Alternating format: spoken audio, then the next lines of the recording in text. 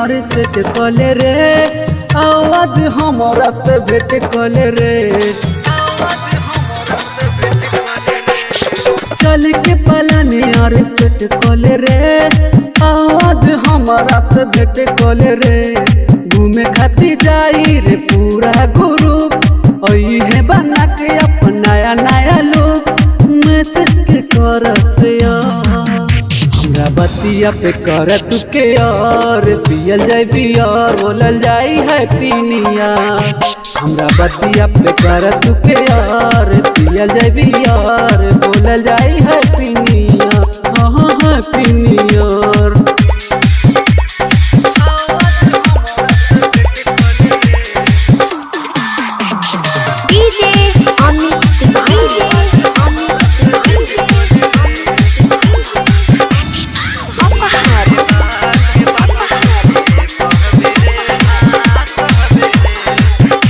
अरे बा मैं अकेले कैसे रहबे रे, हाँ रहबे रे। दिले बा के बात कैसे कहबे रे, हाँ कहबे रे। अरे बा मैं अकेले कैसे रहबे रे, हाँ रहबे रे। दिले बा के बात कैसे कहबे रे, हाँ कहबे रे। फिर नहीं आई रे ऐसन मुकाम, 2021 के पहिला जोगाड़, घूमे चलल जाई पहिला ईयर। हमरा बतिया पे कर तू के यार, पियल जाई बियर बोलल जाई हैप्पी न्यू ईयर। हमरा बतिया पे कर तू के यार, पियल जाई बियर बोलल जाई हैप्पी न्यू ईयर, बोलल जाई हैप्पी न्यू ईयर।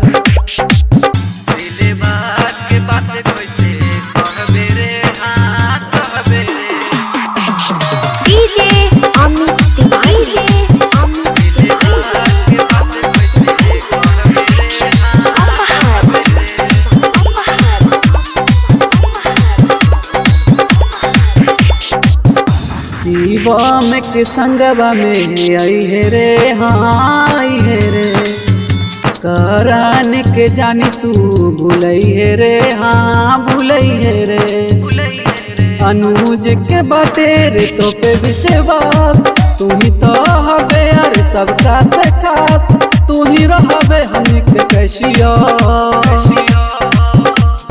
बतिया पे कर तू के यार, पियल जाई बियर बोलल जाई हैप्पी न्यू ईयर। हमरा बतिया पे कर तू के यार, पियल जाई बियर बोलल जाई हैप्पी न्यू ईयर।